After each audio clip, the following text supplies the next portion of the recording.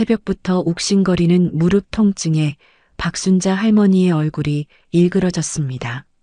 이불을 걷어내는 것조차 고통스러웠지만 오늘은 특별한 날이었어요. 며느리 혜진이 방문하는 날이라 아픔을 참고 김치를 담그기 위해 천천히 몸을 일으켰습니다. 화장실까지 가는 짧은 거리도 벽을 짚으며 이동해야 했고 양치를 하는 동안에도 무릎을 굽히지 않으려 허리를 구부린 채 세면대에 의지했어요.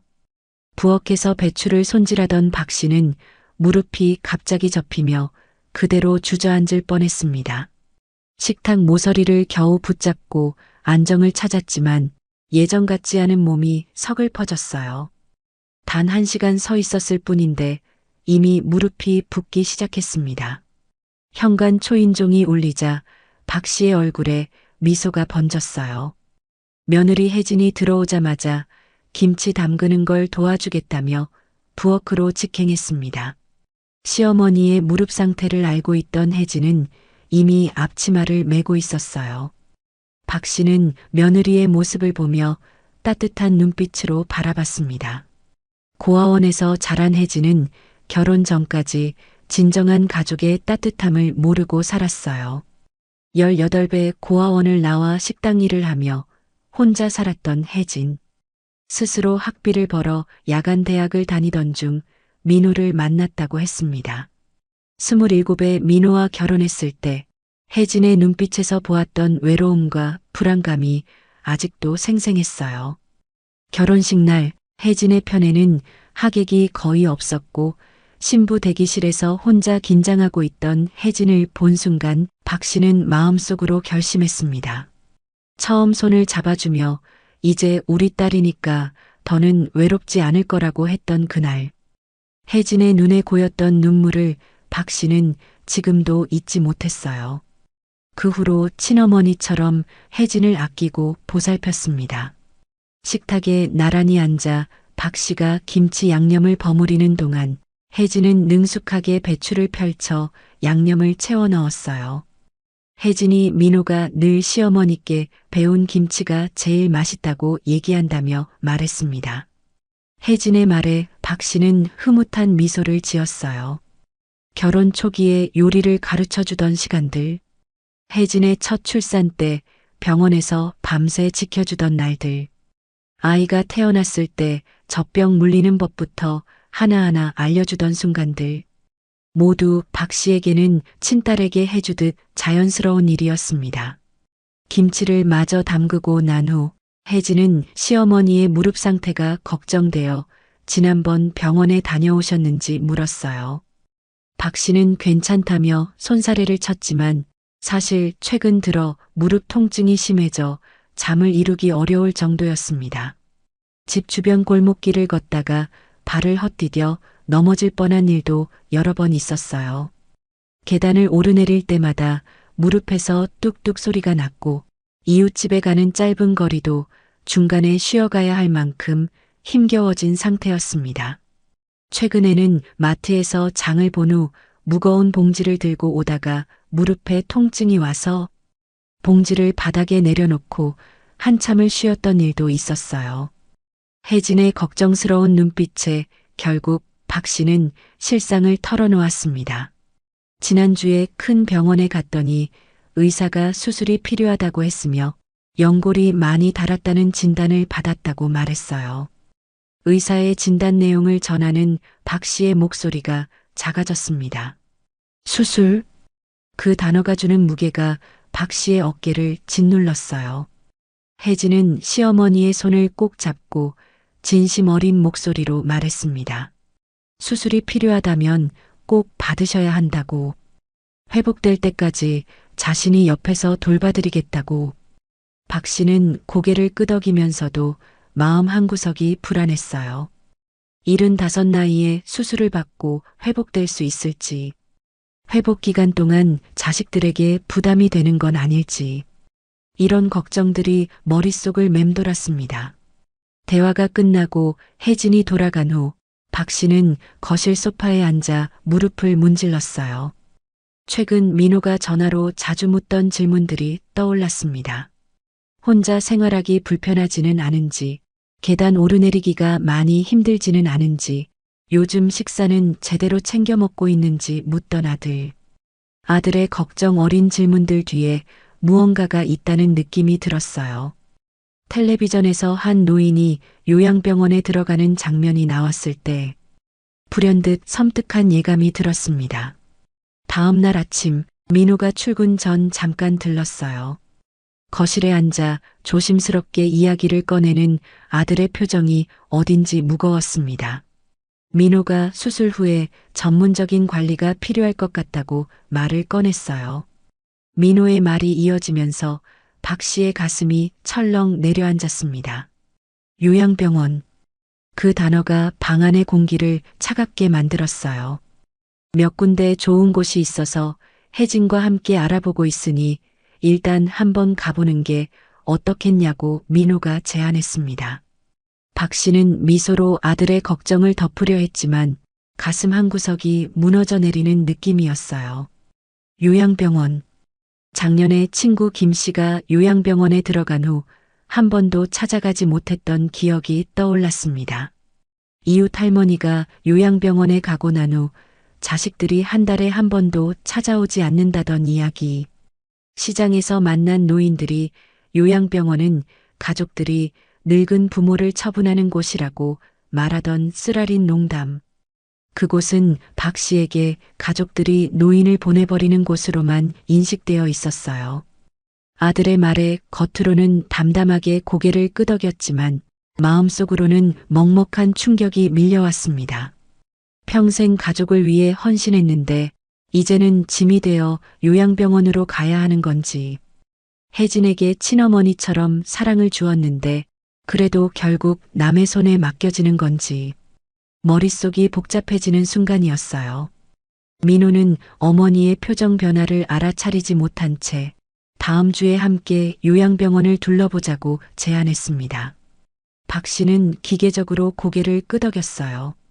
아들이 떠난 후 오랫동안 창밖만 바라보던 박 씨의 눈가에 물기가 맺혔습니다. 서랍에서 오래된 가족 사진을 꺼내 바라보았어요.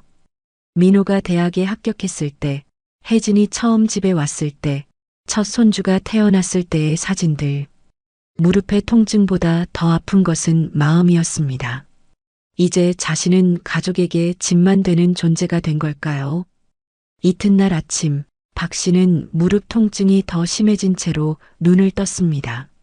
밤새 뒤척이느라 제대로 잠을 이루지 못했고 기상 직후에도 무릎이 뻣뻣해 침대에서 일어나는 것조차 힘겨웠어요. 어제 민호가 꺼낸 요양병원 이야기가 머릿속에서 떠나질 않았습니다. 욱신거리는 무릎보다 더 아픈 것은 마음이었어요. 식탁에 앉아 따뜻한 물을 한 모금 마시는데 전화벨이 울렸습니다. 민호였어요. 어머니 상태가 많이 불편해 보이니 수술 후 전문적인 돌봄이 필요할 것 같다고 다시 한번 말했습니다. 박 씨는 괜찮다며 가볍게 답했지만 민호의 목소리에서 뭔가 결정된 듯한 확신이 느껴졌어요. 전화를 끊고 창밖을 바라보던 박 씨의 머릿속으로 텔레비전에서 본 요양병원 광고가 스쳐 지나갔습니다. 넓은 정원에서 휠체어를 타고 있는 노인들, 레크리에이션 시간에 간호사와 함께 손뼉을 치는 노인들, 그리고 보호자 면회 시간에 텅 빈 의자들. 광고 속 웃는 노인들과 달리 현실은 어떨지 두려웠어요. 사람들은 요양병원을 버려진 노인들이 모여 있는 곳이라고도 했습니다. 부엌 창문으로 보이는 작은 정원이 오늘따라 더 소중하게 느껴졌어요. 이곳에서 손주들과 함께 상추를 심고 직접 기른 고추로 고추장을 담그고 작은 의자에 앉아 저녁 노을을 바라보던 시간들. 박 씨는 요양병원에서도 이런 소소한 행복을 느낄 수 있을지 의문이 들었습니다. 잠시 후 현관 초인종이 울렸어요. 혜진이 방문한 것이었습니다. 어제 민호가 한 말에 대해 더 이야기하려고 온 것 같았어요. 혜진의 표정이 평소보다 진지해 보였고 손에는 무언가 서류가 들려 있었습니다. 박 씨는 담담한 표정을 지으려 노력했지만 내심 가슴이 무거웠어요.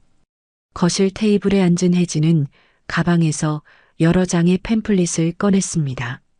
박 씨의 시선이 그 팸플릿에 고정되었어요. 화려한 사진들로 가득한 요양병원 팸플릿. 박 씨는 그 화려한 표지 이면에 숨겨진 현실을 떠올렸습니다. VIP 룸, 24시간 간호 케어, 최신 재활시설, 여가 프로그램. 글자들이 춤추는 듯 흐려지고 손끝이 차갑게 식어가는 느낌이었어요. 혜진은 수술 후 재활 기간에 전문적인 돌봄이 필요하다고 설명했습니다. 여러 곳을 알아봤는데 집에서 가장 가깝고 시설이 좋은 곳을 몇 군데 골라왔다고 했어요. 병원비와 요양비 계산까지 꼼꼼하게 해왔다며 메모장을 보여주었습니다. 혜진이 이렇게 열심히 요양병원을 알아본 것이 갑자기 서운하게 느껴졌어요. 마치 빨리 자신을 어디론가 보내고 싶어 하는 것 같았습니다. 박 씨는 고개를 끄덕이면서도 마음속으로는 울음을 삼켰어요. 자신의 집을 떠나 낯선 곳에서 지내야 한다는 생각이 공포로 다가왔습니다. 혜진이 요양병원에서 제공하는 서비스를 열심히 설명하는 동안 박 씨는 혜진의 표정을 살폈어요. 예전에는 항상 자신을 따뜻하게 바라보던 눈빛이 오늘은 무언가 다르게 느껴졌습니다. 더 실무적이고 더 거리감 있는 눈빛. 이제 자신은 더 이상 이 가족의 중심이 아니라 돌봄의 대상, 짐이 되어버린 존재라는 생각이 들었어요. 결혼 초기부터 혜진에게 친어머니처럼 모든 것을 해주었는데 이제 그녀도 자신을 처리해야 할 문제로 보는 건지 서글펐습니다. 평생 가족을 위해 희생하고 헌신했는데 결국 이렇게 처리되는 건가 하는 비통함이 밀려왔어요. 혜진은 다음 주에 함께 요양병원을 방문해 보자고 제안했습니다. 박 씨는 미소를 지으며 괜찮다고 했지만 그 미소 뒤에는 깊은 상처가 숨겨져 있었어요. 혜진은 박 씨의 손을 잡으며 걱정하지 말라고 말했습니다. 그러나 박 씨는 그 위로가 더 큰 체념으로 다가왔어요. 혜진의 친절이 이별을 앞둔 마지막 배려처럼 느껴졌습니다. 혜진이 돌아간 후 박 씨는 한동안 움직이지 못한 채 그대로 앉아 있었어요. 테이블 위에 남겨진 요양병원 팸플릿이 꼭 이별 통지서처럼 보였습니다. 문득 민호가 어렸을 때 감기에 걸려 밤새 간호했던 기억이 떠올랐어요. 열이 나는 아들의 이마에 수건을 올려주며 밤을 지새웠던 날들. 민호의 첫 운동회에서 달리기를 응원하며 목이 쉬도록 소리쳤던 순간. 대학 입학 선물로 밤새 떡볶이를 해주었던 날. 그리고 결혼을 앞두고 긴장한 아들에게 용기를 주었던 시간. 이런 기억들이 파노라마처럼 스쳐 지나갔습니다. 평생 자식들을 위해 희생했는데 이제는 그들에게 버려지는 것인지 서글픈 생각이 들었어요. 저녁이 되자 박 씨는 문득 혜진의 결혼식 날을 떠올렸습니다. 신부 대기실에서 혼자 긴장하고 있던 혜진에게 다가가 마치 친딸처럼 머리를 쓰다듬어 주었던 순간 흰 드레스를 입은 혜진의 어깨가 떨리고 있었어요. 혜진의 머리에 면사포를 씌워주며 새로운 가족이라고 말했던 기억. 결혼식장에서 혜진의 손을 꼭 잡아주었던 그날의 따스함이 다시 느껴졌습니다.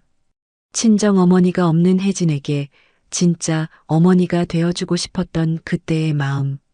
그 후로도 혜진이 첫 아이를 낳았을 때 병원에서 밤새 함께 있어준 일, 아이가 태어났을 때 젖병 물리는 법을 하나하나 알려주었던 시간.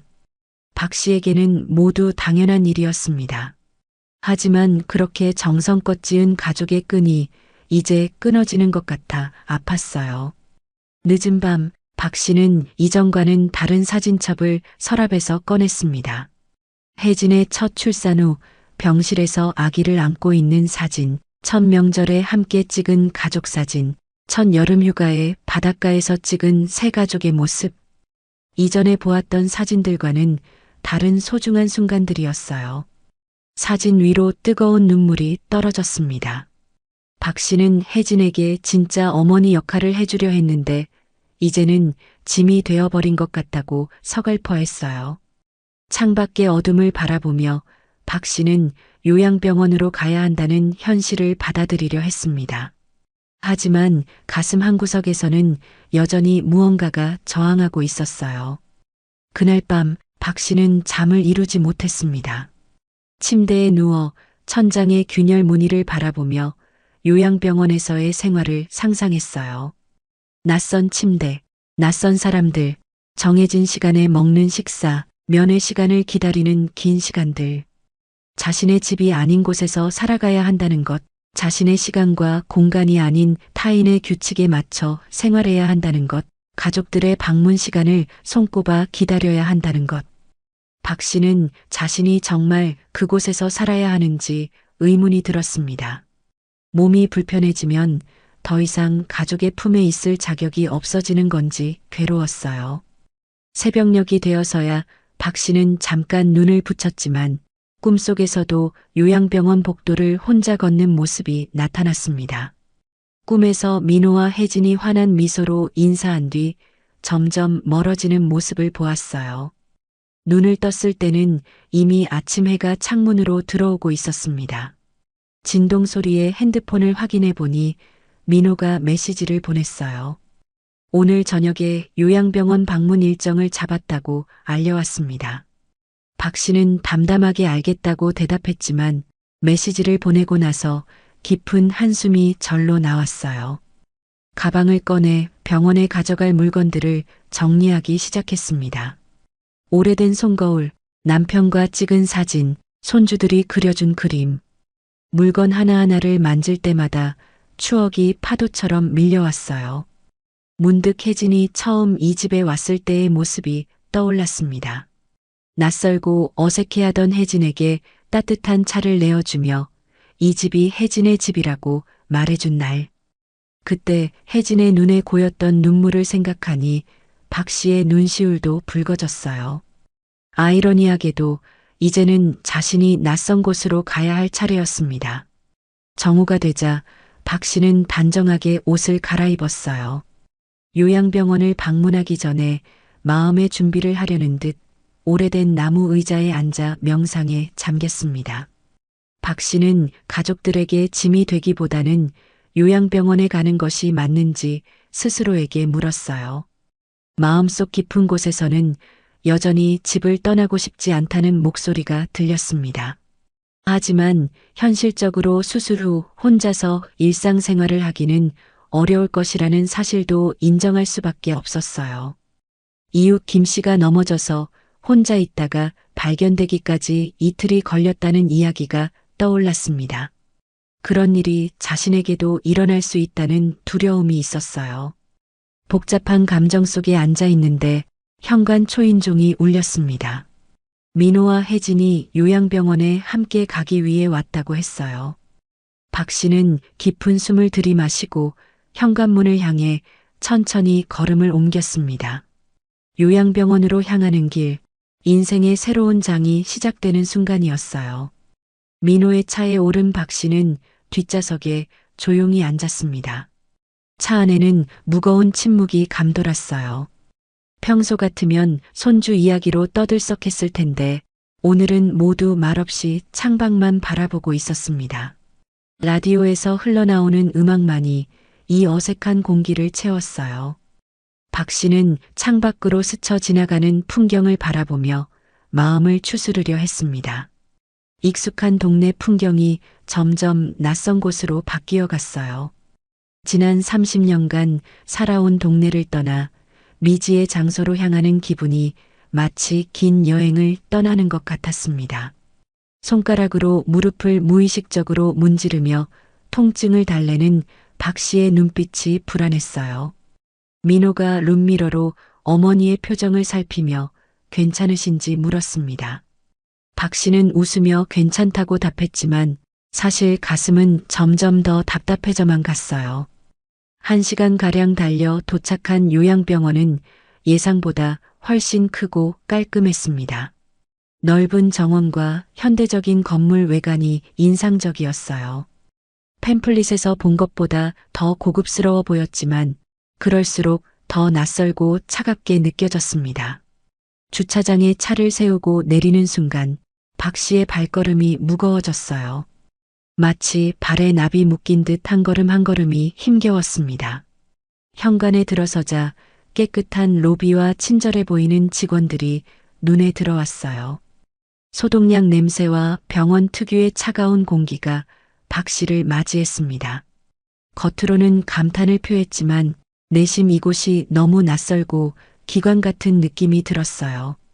이곳에서 살아간다는 것은 집에서의 자유로운 생활과는 완전히 달랐습니다. 안내 데스크에서 방문 목적을 말하자 미연이라는 간호사가 안내를 맡았어요. 단정한 유니폼을 입은 미연 간호사의 친절한 목소리가 병원 복도에 울려 퍼졌습니다. 그녀의 발랄한 에너지가 병원의 적막함과 대비되어 더욱 두드러져 보였어요. 시설 투어가 시작되었습니다. 환자방, 식당, 재활치료실, 옥상 정원까지 미연 간호사는 하나하나 상세히 설명했어요. 2인실과 4인실로 구성된 환자방은 깨끗했지만 개인 물건이 거의 없어 마치 호텔 객실처럼 획일적으로 느껴졌습니다. 박 씨는 말없이 고개를 끄덕이며 따라다녔지만 속으로는 이곳에서 살아갈 자신의 모습을 상상하며 가슴이 무거워졌어요. 자신만의 공간이었던 집과 달리 여기서는 모든 것을 공유해야 한다는 사실이 낯설었습니다. 복도를 지나는 동안 휠체어에 앉아 있는 노인들과 눈이 마주쳤어요. 그들의 공허한 눈빛이 박 씨의 마음을 더욱 무겁게 만들었습니다. 한 할머니는 창가에 앉아 방만 하염없이 바라보고 있었고 다른 할아버지는 복도에서 자신의 이름을 계속 중얼거리고 있었어요. 이런 모습들이 자신의 미래일지도 모른다는 생각에 박 씨는 숨이 막혔습니다. 레크리에이션실에서는 몇몇 노인들이 종이 접기를 하고 있었어요. 활동에 참여하는 노인들 사이로 창가에 홀로 앉아 밖을 바라보는 할머니가 눈에 들어왔습니다. 그 할머니의 외로운 뒷모습이 마치 거울을 보는 것 같아 가슴이 아팠어요.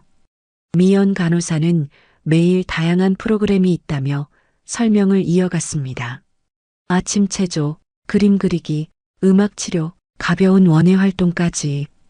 분명 알찬 프로그램이었지만 이 모든 것이 자신의 삶을 채워줄 수 있을지 의문이 들었어요. 자신이 평생 살아온 방식과는 너무 달랐습니다. 박 씨는 자신만의 리듬으로 살아오던 삶이 타인이 짜놓은 시간표에 맞춰져야 한다는 생각에 가슴이 답답했어요. 주영 의사를 만나는 시간이 되었습니다.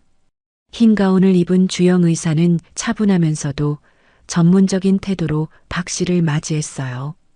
진료실에서 만난 주영 의사는 무릎 수술 후 재활 과정과 전문적인 케어의 중요성에 대해 상세히 설명했습니다. MRI 사진을 보여주며 박 씨의 무릎 상태가 심각하다는 것을 다시 한번 확인시켜 주었어요. 박 씨의 무릎 상태를 보며 수술 후 약 2-3개월의 재활 기간이 필요할 것이라고 했습니다. 이곳에서 전문적인 재활 치료를 받으면 회복이 더 빠를 것이라는 말도 덧붙였어요. 주영 의사의 친절한 설명을 들으며 박 씨는 자신의 건강 상태가 실제로 얼마나 심각한지 실감하게 되었습니다. 수술이 불가피하다는 사실과 재활에 오랜 시간이 필요하다는 현실이 점점 무겁게 다가왔어요. 의사와의 상담이 끝난 후 민호와 혜진은 입원 절차와 비용에 대해 더 자세히 알아보기 위해 행정실로 향했습니다. 박 씨는 대기실에 혼자 남겨졌어요. 벽에 걸린 시계 소리만 크게 들리는 적막한 공간이었습니다. 손목 시계를 보니 오후 2시, 집에서라면 이 시간에 정원에 물을 주거나 라디오를 들으며 편안한 시간을 보내고 있었을 거예요. 옆자리에 앉아있던 할머니가 박 씨에게 말을 걸었습니다. 회색 머리에 주름진 얼굴의 할머니는 평온한 표정으로 여기 오신 지 얼마나 되셨냐고 물었어요. 박 씨는 아직 입원한 것이 아니라 둘러보러 온 것이라고 설명했습니다. 할머니는 고개를 끄덕이며 자신은 이곳에 온 지 6개월이 되어 간다고 말했어요. 그 말에 박 씨는 용기를 내어 자식들이 자주 찾아오냐고 조심스럽게 물었습니다. 할머니는 담담한 목소리로 처음엔 일주일에 한 번씩 왔지만 이제는 한 달에 한 번 정도 온다고 답했어요. 할머니의 얼굴에는 원망이 아닌 체념의 표정이 서려 있었습니다. 자식들도 각자의 삶이 있으니 이해한다는 말을 덧붙였어요. 이야기를 나누던 중 다른 노인들도 대화에 참여했습니다. 한 할아버지는 처음에는 적응하기 힘들었지만 3개월쯤 지나니 괜찮아졌다며 웃었어요. 또 다른 할머니는 자식들이 점점 발걸음이 뜸해지는 것이 현실이라며 한숨을 쉬었습니다. 그래도 비슷한 처지의 사람들과 함께라 위안이 된다는 말들이 오갔어요. 우리 다 그렇게 살아가는 거라며 웃는 노인들의 모습에서 박 씨는 깊은 상실감을 느꼈습니다. 그들의 체념한 웃음 속에서 박 씨는 자신의 미래를 보는 것 같았어요. 대화를 듣고 있는 동안 문득 자신도 언젠가는 저렇게 가족의 방문을 손꼽아 기다리게 될지도 모른다는 생각이 들었습니다. 한 할머니가 가족 사진을 자랑하듯 보여주었지만 사진 속 웃는 얼굴들이 이곳에 거의 나타나지 않는다는 것이 더 슬프게 느껴졌어요. 민호와 혜진이 돌아왔을 때 박 씨는 이미 정신적으로 지쳐 있었습니다. 미연 간호사는 마지막으로 카페테리아로 안내했어요. 식사 시간이라 많은 노인들이 모여 있었습니다. 규칙적으로 배치된 테이블에 노인들이 앉아 같은 메뉴의 식사를 하고 있었어요.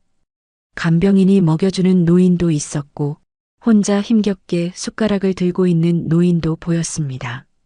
박 씨는 그 모습을 보며 자신도 곧 저렇게 될 수 있다는 생각에 숨이 막혔어요. 민호의 제안으로 병원 카페테리아에서 점심을 먹기로 했습니다. 테이블에 앉아 음식을 기다리는 동안 민호와 혜진은 요양병원의 장점들을 이야기했어요. 전문적인 의료진, 24시간 케어 시스템, 다양한 프로그램, 깨끗한 환경.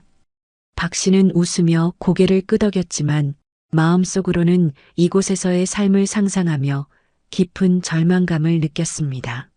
민호가 어머니를 위한 최선의 선택이라고 말할 때마다 박 씨의 마음은 더욱 무거워졌어요. 식사를 마치고 병원을 나서는 순간 박 씨는 문득 자신의 집이 그리워졌습니다. 비록 오래되고 작지만 자신의 추억이 담긴 그 공간이 더욱 소중하게 느껴졌어요.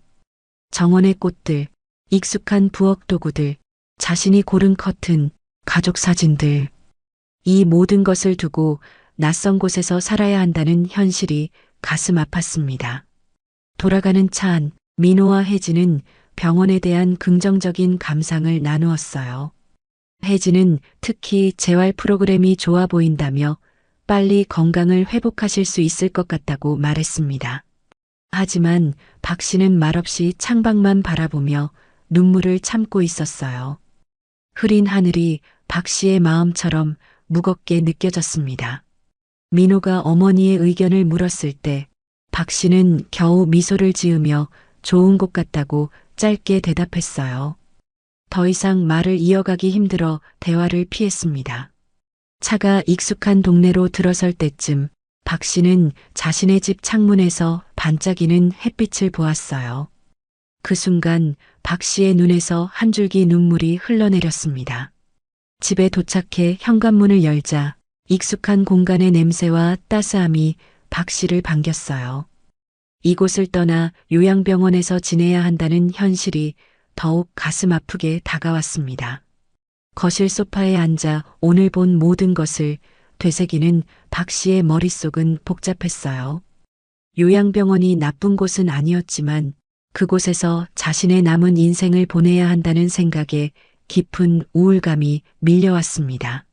수술 후 재활 기간만 요양병원에 있다가 다시 집으로 돌아올 수는 없는지 혹은 다른 대안은 없는지 고민했어요. 하지만 민호와 혜진의 결정이 이미 내려진 것 같아 보였습니다. 그들의 눈빛에서 이미 모든 것이 결정된 듯한 확신이 느껴졌어요. 다음 날 아침 민호가 전화로 어제 본 요양병원이 어땠는지 물었습니다. 박 씨는 담담하게 괜찮았다고 답했어요.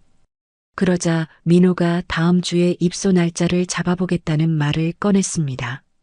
그 말을 들은 순간 박 씨의 가슴이 철렁 내려앉았어요. 모든 것이 너무 빨리 진행되고 있다는 느낌이 들었습니다. 전화를 끊은 후 박 씨는 창가에 서서 오랫동안 바깥 풍경을 바라보았어요. 요양병원 방문 이후 박 씨는 자신의 삶이 어떻게 변할지 두려워하며 불안한 나날을 보내기 시작했습니다. 요양병원 방문 후 사흘째 되는 날 아침, 박 씨는 깊은 한숨과 함께 눈을 떴습니다. 밤새 잠을 설치며 생각을 정리했지만 마음의 결론은 여전히 같았어요. 요양병원만은 가고 싶지 않다는 생각뿐이었습니다. 아침 식사를 준비하던 중 현관 초인종 소리가 들렸어요. 거실 시계가 오전 10시를 가리키고 있었습니다. 박 씨는 서둘러 앞치마를 벗고 현관으로 향했어요. 문을 열자 혜진이 서 있었고 손에는 종이 한 장과 큰 쇼핑백을 들고 있었습니다. 혜진은 환한 미소로 인사를 건넸지만 박 씨는 그 미소 뒤에 숨겨진 무언가를 직감적으로 느꼈어요. 거실로 들어온 혜진은 테이블에 종이를 펼쳐 보였습니다. 요양병원 입소를 위한 준비물 리스트였어요. 서류 상단에는 박순자님 입소 준비물이라고 또렷이 적혀 있었습니다. 박 씨의 심장이 빠르게 뛰기 시작했어요. 귀가 멍해지고 손끝이 차가워지는 느낌이었습니다. 혜진이 민호와 상의 끝에 다음 주 화요일로 입소 날짜를 확정했다고 말했어요. 그 말을 듣는 순간 박 씨의 얼굴에서 핏기가 빠져나갔습니다. 수술 날짜도 함께 잡혔다며 혜진이 달력에 빨간 동그라미를 쳤어요. 박 씨는 자신의 의견은 묻지도 않고 모든 것이 결정된 상황에 충격을 받았습니다. 혜진은 쇼핑백에서 새 잠옷과 세면도구들을 하나씩 꺼내며 설명했어요. 새 물건마다 이름표가 붙어 있었습니다. 박순자라고 적힌 이름표들이 박 씨의 눈에 들어왔어요. 마치 자신의 존재가 이름표 붙은 짐처럼 느껴지는 순간이었습니다. 평생 자신의 공간에서 자신만의 물건들로 살아온 박 씨에게 이름표가 붙은 물건들은 정체성의 상실처럼 다가왔어요. 혜진이 요양병원에서의 일과표를 보여주며 설명을 이어갔습니다. 식사 시간, 약 복용 시간, 재활 운동 시간, 면회 시간까지 모든 것이 정해진 시간표에 따라 움직여야 한다는 사실이 박 씨를 숨막히게 했어요. 혜진은 방문객 규정과 준비해야 할 서류들에 대해서도 이야기했습니다. 마치 이미 모든 것이 결정된 듯한 말투였어요. 박 씨의 마음속에서 서서히 분노가 일어나기 시작했습니다. 평생 가족을 위해 희생했는데 이제는 처분해야 할 짐처럼 다루어지는 느낌이었어요. 혜진은 준비물 리스트를 하나씩 체크하며 빠진 것이 없는지 확인했습니다. 그녀의 꼼꼼함이 평소에는 고마웠지만 지금은 마치 자신을 요양병원으로 빨리 보내기 위한 조급함처럼 느껴졌어요. 특히 혜진에게 친어머니처럼 모든 사랑을 쏟았는데 그녀마저 자신을 요양병원으로 보내려 한다는 생각에 배신감이 컸습니다. 결국 참았던 감정이 폭발했어요. 박 씨는 떨리는 손으로 테이블 위에 리스트를 밀어냈습니다. 준비물 목록이 바닥으로 흩어졌어요. 박 씨는 떨리는 목소리로 이렇게 모든 것이 결정된 상황에 화가 났다고 말했습니다. 너희는 나를 버리려는 거냐는 질문이 박 씨의 입에서 흘러나왔어요. 혜진은 당황한 표정으로 그런 것이 아니라 건강을 위한 최선의 선택이라고 설명하려 했습니다. 하지만 박 씨는 더 이상 설명을 듣고 싶지 않았어요. 오랫동안 쌓아온 감정의 벽이 한순간에 무너지면서 평소의 온화한 모습은 사라졌습니다. 박 씨는 자신의 집에서 살고 싶다고, 낯선 병원에서 타인의 돌봄을 받으며 살고 싶지 않다고 울먹이며 말했어요. 혜진이 다가와 시어머니의 손을 잡으려 했지만 박 씨는 손을 뿌리쳤습니다. 그 순간 혜진의 눈에 상처받은 표정이 스쳤어요. 하지만 박 씨는 감정의 소용돌이에 휩싸여 그것을 알아차리지 못했습니다. 그동안 참아왔던 서운함과 두려움이 한꺼번에 터져나왔어요. 평생 자식과 며느리에게 친절하고 다정했던 박 씨였지만 이날만큼은 모든 감정이 솟구쳤습니다. 박 씨는 혜진에게 평생 친어머니처럼 대해주었는데 이런 결과를 맞게 될 줄은 몰랐다고 말했어요. 그 말을 들은 혜진의 눈에 눈물이 고였습니다. 혜진은 무슨 말을 해야 할지 몰라 그저 서 있기만 했어요. 박 씨의 날카로운 말들이 계속 이어졌습니다. 결혼 초기부터 친딸처럼 사랑해 주었던 시간들, 첫 출산 때 밤새 곁을 지켜준 날들, 아이가 아플 때마다 달려가 돌봐준 순간들. 이 모든 것이 헛된 것이었냐고 박 씨가 물었어요. 혜진은 입술을 깨물며 눈물을 참았습니다. 혜진은 민호에게 전화해서 어서 와달라고 말한 후 더 이상 참지 못하고 방을 나갔어요. 현관문이 닫히는 소리가 들리자 박 씨도 참았던 눈물을 터뜨렸습니다. 감정의 폭발 후에 찾아온 고요함 속에서 박 씨는 복잡한 감정을 느꼈어요. 혜진에게 그런 말을 한 것이 후회되었지만 동시에 자신의 감정을 표현할 권리도 있다고 생각했습니다. 자식들이 자신의 의견을 무시한 채 모든 것을 결정했다는 서운함이 가시지 않았어요. 거실 소파에 앉아 한동안 멍하니 창밖만 바라보던 박 씨는 문득 자신이 혜진에게 했던 말들이 너무 가혹했다는 생각이 들었습니다. 혜진은 분명 박 씨의 건강을 위해 최선을 다하고 있었을 테니까요. 그러나 여전히 요양병원에 대한 거부감은 사라지지 않았습니다.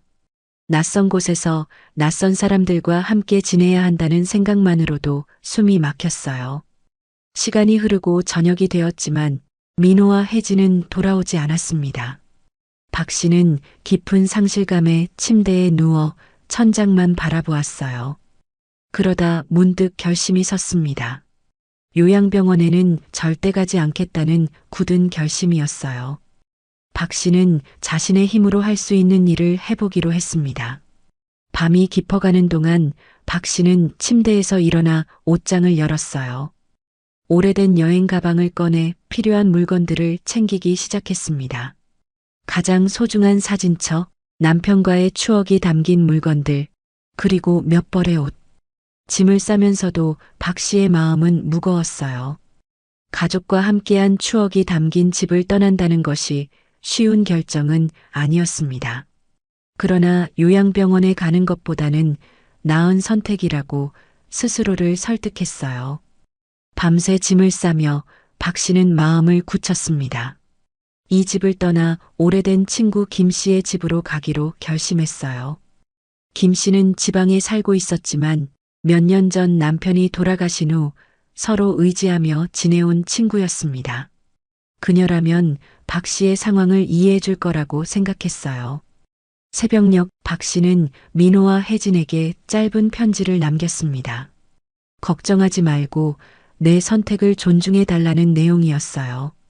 아침이 밝아오자 박 씨는 조용히 집을 나섰습니다. 가방을 끌고 천천히 버스 정류장으로 향했어요. 평소보다 무릎 통증이 심했지만 강한 의지로 한 걸음 한 걸음 내딛었습니다. 계단을 내려갈 때마다 무릎에서 예리한 통증이 전해졌어요. 정류장까지 가는 길이 평소보다 2배는 더 멀게 느껴졌습니다. 버스 정류장에 도착해 김 씨의 집으로 가는 버스를 기다렸어요. 버스가 오기까지 약 30분, 박 씨는 벤치에 앉아 깊은 생각에 잠겼습니다. 자신의 선택이 옳은 것인지, 가족들에게 너무 서운하게 행동한 것은 아닌지 고민이 되었어요. 그래도 요양병원만은 피하고 싶다는 생각이 확고했습니다. 마침내 버스가 도착했고 박 씨는 힘겹게 계단을 올라 버스에 탑승했어요. 자리에 앉자마자 무릎의 통증이 심해졌습니다. 1시간 정도 걸리는 김 씨의 집까지 버틸 수 있을지 걱정이 되었어요. 버스가 출발하고 약 10분이 지났을 때 갑자기 무릎에 찌르는 듯한 통증이 밀려왔습니다. 통증이 너무 심해 숨쉬기도 힘들었어요. 식은땀이 이마에 맺혔고 얼굴이 창백해졌습니다. 무릎에서 시작된 통증이 온몸으로 퍼져나가는 것 같았어요. 마치 누군가 무릎에 송곳을 꽂는 듯한 고통이었습니다. 옆자리 승객이 괜찮으신지 물었지만 박 씨는 대답할 힘조차 없었어요. 앞이 점점 흐려지고 귀에서는 윙윙거리는 소리가 들렸습니다. 버스가 다음 정류장에 멈추자 박 씨는 간신히 일어나 내리려고 했어요. 하지만 계단을 내려가던 순간 무릎에 극심한 통증이 찾아왔고 그대로 균형을 잃었습니다. 쓰러지기 직전 누군가 박 씨를 붙잡았어요. 고개를 들어보니 민호였습니다. 민호의 얼굴에는 걱정과 안도의 표정이 교차했어요. 알고 보니 민호는 아침 일찍 혜진과 함께 왔다가 박 씨의 편지를 발견했습니다. 혜진이 박 씨의 휴대폰을 확인해 보니 최근에 검색한 버스 시간표가 남아 있었고 그것을 보고 민호가 급히 집을 나섰던 거였어요. 여러 버스 정류장을 돌아다니다 운 좋게 어머니를 찾은 것이었습니다. 민호는 어머니를 조심스럽게 부축하며 근처 벤치로 이동했어요.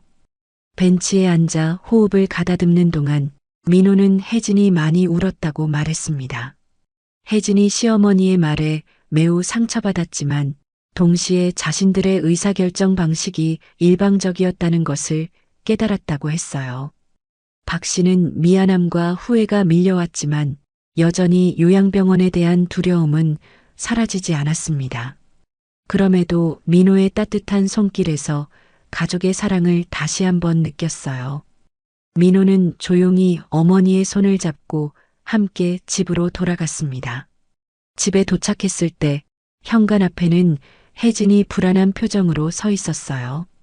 박 씨와 혜진의 눈이 마주쳤지만 어제의 상처가 채 아물지 않아 둘 다 말을 잇지 못했습니다. 다만 서로의 눈빛 속에서 미안함과 애틋함이 교차했어요. 오해와 상처가 있었지만 그래도 서로를 아끼는 마음만은 변함없다는 것을 두 사람 모두 느꼈습니다. 그날 밤 박 씨는 자신의 방에 홀로 앉아 오늘 있었던 일을 되돌아보았어요. 감정적으로 대응한 것에 대한 후회도 있었지만 한편으로는 자신의 의사를 분명히 표현한 것에 후련함도 느꼈습니다. 그러나 여전히 요양병원 입소 문제는 해결되지 않은 채 남아 있었어요. 민호와 혜진이 내일 다시 이야기하자고 했고 박 씨는 불안한 마음으로 내일을 기다리며 잠자리에 들었습니다. 버스에서 쓰러질 뻔한 사건 이후 박 씨와 가족들 사이에 많은 일들이 있었습니다. 일주일간 매일 저녁 민호와 혜진이 찾아와 긴 대화를 나눴어요. 박 씨는 요양병원에 대한 두려움을, 자식들은 어머니의 안전에 대한 걱정을 솔직하게 털어놓았습니다. 그러나 결국 입소 날짜는 확정되었고 오늘이 바로 그날이었어요. 아침 일찍부터 박 씨는 창밖으로 보이는 하늘을 멍하니 바라보았습니다. 작은 가방에는 이미 필요한 물건들이 챙겨져 있었어요.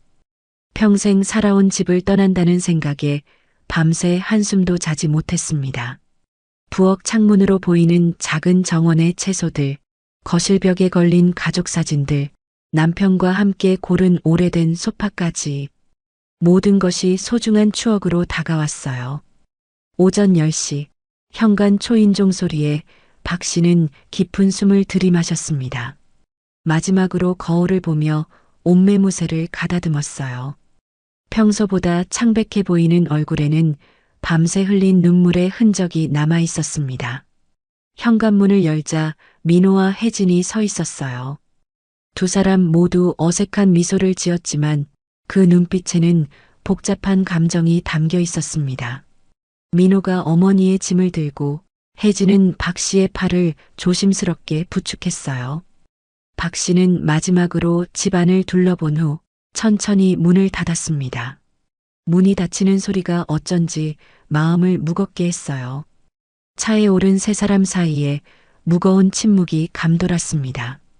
박 씨는 뒷좌석에 앉아 창밖으로 익숙한 동네 풍경이 지나가는 것을 바라보았어요. 30년 넘게 살아온 동네의 구석구석이 추억으로 가득했습니다. 시장에서 장을 보던 곳, 손주들과 산책하던 공원, 남편과 자주 가던 식당까지 이제 이 모든 곳들과 이별해야 한다고 생각하니 가슴이 아팠어요. 민호는 운전에 집중한 채 말이 없었고 조수석에 앉은 혜진도 침묵을 지켰습니다. 라디오에서 흘러나오는 조용한 음악만이 차 안의 정적을 채웠어요. 혜진이 종종 백미러로 시어머니의 모습을 살폈지만 박 씨는 굳이 눈을 마주치지 않았습니다. 표정은 담담했지만 박 씨의 손은 무의식적으로 무릎을 꾹꾹 누르고 있었어요. 차 안의 공기가 점점 무거워졌습니다. 이제 모든 것이 결정된 상황에서 더 이상 할 말이 없었어요. 자식들을 원망하는 것도 아니었습니다. 그저 자신의 삶이 이렇게 마무리된다는 사실이 서글펐어요. 요양병원까지 가는 길이 절반쯤 지났을 때 백미러로 시어머니의 쓸쓸한 표정을 지켜보던 혜진의 눈에 결연한 빛이 스쳤습니다. 갑자기 혜진이 차를 세워달라고 민호에게 말했어요. 민호가 놀란 표정으로 혜진을 바라봤지만 혜진의 단호한 눈빛에 결국 길가에 차를 세웠습니다. 엔진 소리가 멈추고 차 안은 더욱 고요해졌어요. 혜진이 안전벨트를 풀고 몸을 완전히 돌려 뒷좌석의 박 씨를 정면으로 바라봤습니다. 그녀의 눈에는 단호한 의지가 담겨 있었고 손은 미세하게 떨리고 있었어요. 혜진은 목소리가 갈라질 듯 떨리면서도 결연한 태도로 시어머니에게 요양병원에 가지 않겠다고 말했습니다. 대신 자신이 직접 모시겠다고 했어요. 박 씨는 갑작스러운 혜진의 말에 놀라 그녀를 바라봤습니다. 혜진의 눈에는 굳은 결심과 함께 맺힌 눈물이 반짝였어요. 혜진은 감정을 억누르려 애쓰며 손끝이 하얗게 변할 정도로 무릎을 꽉 쥐었습니다. 그러면서도 목소리만은 또렷하게 유지하려 노력하며 자신의 생각을 이어갔어요. 어머니가 자신에게 해주신 것처럼 이제는 자신이 어머니를 돌볼 차례라고 말했습니다. 고아였던 자신에게 진짜 어머니가 되어 주었는데 어떻게 어머니를 남의 손에 맡길 수 있겠냐고 말했어요. 그 말을 듣는 순간 박 씨의 온몸에 전율이 흘렀습니다. 단 한마디도 대답하지 못한 채 눈에서는 뜨거운 눈물이 흘러내렸어요. 혜진의 말 한마디 한마디가 심장을 파고드는 듯 했습니다. 혜진은 지난 일주일간 민호와 밤늦게까지 상의한 끝에 결정했다며 요양병원 대신 그들의 집 옆에 있는 작은 아파트를 마련했다고 말했어요. 집을 알아보고 계약금을 마련하고 인테리어를 바꾸느라 정신없는 나날을 보냈다고 설명했습니다. 그곳에서 박 씨가 독립적으로 지내면서도 가족들의 도움을 받을 수 있게 했다고 말했어요. 수술 후 재활 기간에는 혜진이 직접 돌봐드리겠다는 약속도 했습니다. 일주일 전 버스에서 박 씨를 찾았던 날 이후로 민호와 함께 방법을 찾기 시작했다고 했어요. 요양병원을 방문했던 날 박 씨의 슬픈 눈빛을 잊을 수 없었다고 말했습니다. 민호도 혜진의 의견에 적극 동의했고 다행히 그들의 아파트 단지에 바로 공실이 나와 계약할 수 있었다고 했어요. 혜진의 진심 어린 고백에 박 씨는 더 이상 감정을 참을 수 없었습니다. 목이 메어 말이 나오지 않았고 그동안 쌓아두었던 모든 감정이 눈물로 쏟아져 나왔어요. 오랫동안 참았던 눈물이 마치 복물 터지듯 흘러내렸습니다.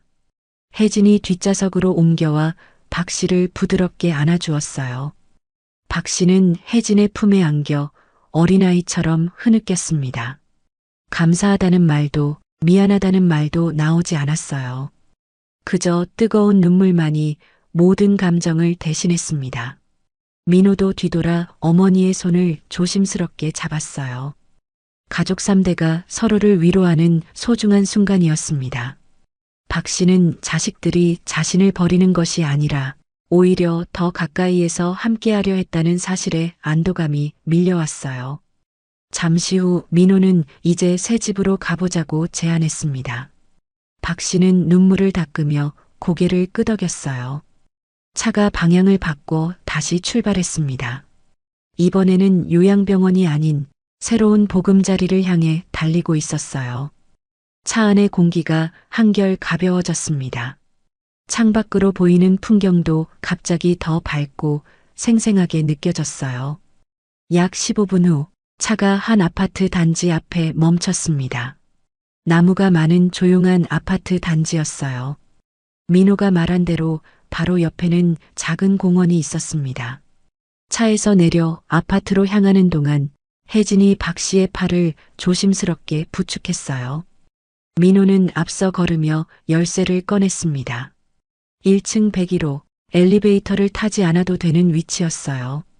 집 문을 열자 익숙한 가구들과 소품들이 눈에 들어왔습니다. 박 씨의 거실 소파, 오래된 자석시계, 가족 사진들까지 마치 자신의 집 일부를 그대로 옮겨놓은 것 같았어요. 거실 창문으로는 공원의 푸른 나무들이 보였습니다. 혜진이 부엌으로 안내했어요. 익숙한 그릇들과 주전자가 보였고 냉장고에는 이미 음식이 채워져 있었습니다. 침실에는 편안한 침대가 놓여 있었고 옆에는 비상벨까지 설치되어 있었어요. 욕실은 노인의 안전을 위한 손잡이가 설치되어 있었습니다. 모든 것이 박 씨의 편의를 세심하게 고려해 준비되어 있었어요. 집 구석구석을 살펴보는 동안 박 씨의 마음은 감사함으로 가득 찼습니다. 이곳은 요양병원과는 달리 여전히 자신의 공간이었어요. 자유롭게 자신의 생활을 유지하면서도 언제든 가족의 도움을 받을 수 있는 공간이었습니다. 박 씨는 거실 소파에 앉아 창밖의 풍경을 바라보았어요. 이제 이곳이 새로운 시작의 장소가 될 것이라고 생각하니 마음이 편안해졌습니다. 혜진이 따뜻한 차를 준비해 가져왔어요. 박 씨는 차를 받으며 혜진의 손을 꼭 잡았습니다. 두 여인의 눈빛 속에는 말로 표현할 수 없는 깊은 사랑과 이해가 담겨 있었어요. 이제 수술과 재활이라는 과정이 기다리고 있었지만 더 이상 두렵지 않았습니다. 모든 과정을 가족과 함께 할 수 있다는 것, 그것이 박 씨에게는 가장 큰 위로이자 힘이었어요. 새로운 집의 창문으로 들어오는 따스한 햇살처럼 박 씨의 마음에도 희망의 빛이 가득 차오르기 시작했습니다. 새 집으로 이사한 지 일주일이 지나자 박 씨 앞에 다음 과제가 놓였습니다. 바로 무릎 수술이었어요. 민호가 의사와 상담하여 수술 날짜를 확정했다며 달력에 빨간 동그라미를 그렸습니다. 수술 날짜가 다가오자 박 씨는 전보다 훨씬 편안한 마음으로 준비할 수 있었어요. 아침에 일어나면 창문 너머로 공원이 보였고 매일 혜진이 들러 함께 아침 식사를 했습니다. 민호는 바쁜 회사 일정을 조정하여 수술 당일에는 온종일 휴가를 냈어요. 수술 당일 민호와 혜진이 병원까지 동행했습니다. 대기실에서 수술 차례를 기다리는 동안 민호는 어머니의 손을 꼭 잡고 있었어요.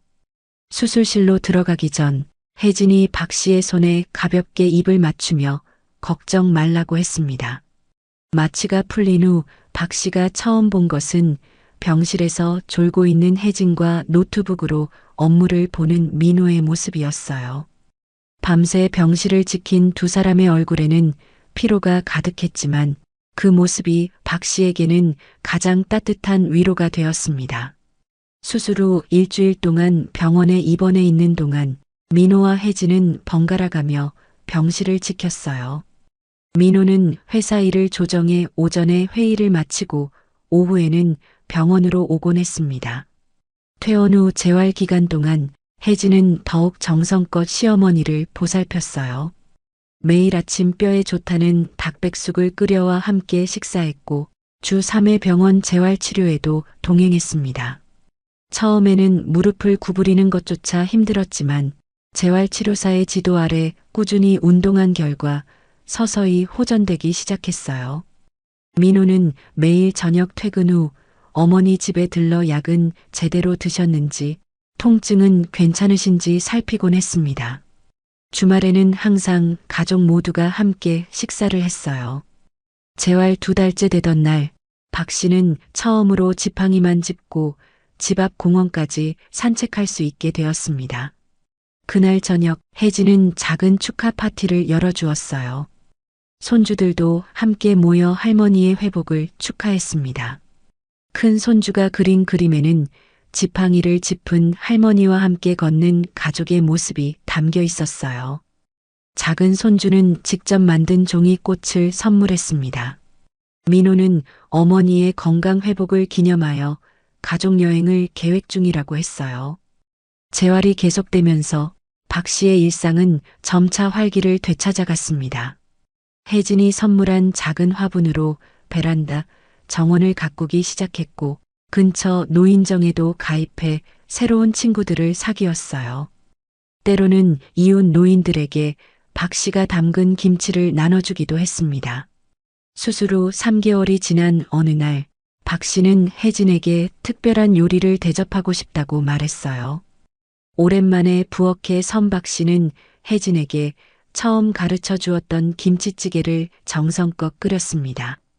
집안 마트에서 장을 봐오던 혜진은 문을 열자마자 익숙한 김치찌개 냄새에 눈시울이 붉어졌어요. 함께 식사를 하며 박 씨는 혜진에게 말했습니다. 자신이 혜진에게 해주었던 것보다 더 큰 사랑을 받고 있다고 느낀다고. 그동안 미안한 마음이 컸다고. 혜진은 고개를 저으며 시어머니 덕분에 자신도 진짜 가족이 무엇인지 알게 되었다고 답했어요. 고아원에서 자란 자신에게 어머니가 되어준 은혜를 절대 잊을 수 없다고 말했습니다. 그날 이후로 두 사람은 매주 한 번씩 요리 시간을 갖기로 했어요. 박 씨가 혜진에게 전통 요리를 가르쳐주고 혜진은 인터넷에서 배운 새로운 요리법을 박 씨에게 알려주었습니다. 주말마다 손주들이 할머니 집에 와서 놀게 되었고 집안에는 아이들의 웃음소리로 활기가 넘쳤어요. 봄이 오고 박 씨의 76번째 생신이 다가왔습니다. 혜진은 아침 일찍부터 정성스럽게 미역국을 끓였어요. 미역을 불리고 소고기를 볶고 국물 맛이 우러나도록 푹 끓이는 과정 하나하나가 시어머니에 대한 감사함을 담고 있었습니다. 생신날 아침, 혜진은 따뜻한 미역국과 함께 특별한 선물도 준비했어요. 온 가족이 모인 자리에서 혜진은 손수 만든 가족 사진첩을 선물했습니다. 사진첩에는 결혼 초기부터 현재까지의 추억이 가득 담겨 있었어요. 혜진이 처음 집에 왔을 때, 첫 명절 음식을 함께 준비했을 때, 첫 손주가 태어났을 때, 특히 마지막 페이지에는 혜진이 직접 쓴 편지가 있었습니다. 편지에는 시어머니를 만난 것이 인생에서 가장 큰 축복이라는 내용이 담겨 있었어요. 민호도 정성스럽게 준비한 선물을 내밀었습니다. 어머니가 평소 좋아하시던 작가의 시집이었어요. 첫 페이지에는 민호가 직접 쓴 메시지가 있었습니다. 어머니의 사랑과 지혜가 이 가정의 기둥이라는 내용이었어요. 생일 저녁에는 온 가족이 함께 외식을 했습니다. 박 씨는 오랜만에 화장도 하고 예쁜 옷을 입고 나갔어요. 식당에서 찍은 가족 사진은 곧 거실벽에 걸릴 예정이었습니다. 생신이 지나고 박 씨의 무릎은 거의 완전히 회복되었어요. 지팡이 없이도 산책을 할 수 있게 되었고 이제는 혜진과 함께 시장도 다녀올 수 있었습니다. 어느 화창한 봄날 박 씨와 혜진은 근처 공원 벤치에 나란히 앉아 있었어요. 손주들은 앞에서 뛰어놀고 있었고 민호는 음료수를 사러 매점에 갔습니다. 공원에는 요양병원 환자들이 간병인과 함께 산책 나온 모습이 보였어요. 그 모습을 보며 박 씨는 문득 혜진에게 물었습니다. 만약 자신이 요양병원에 갔다면 어땠을지 상상해 본 적 있는지. 혜진은 잠시 생각하더니 그런 일은 절대 없었을 거라고 대답했어요. 처음부터 시어머니를 모실 생각이었지만 민호를 설득하는데 시간이 필요했다고 말했습니다. 민호가 어머니의 건강을 너무 걱정한 나머지 전문적인 돌봄이 필요하다고 생각했었다는 것도 덧붙였어요. 박 씨는 고개를 끄덕이며 미소 지었습니다. 이제는 모든 것이 이해되었고 오해도 풀렸어요.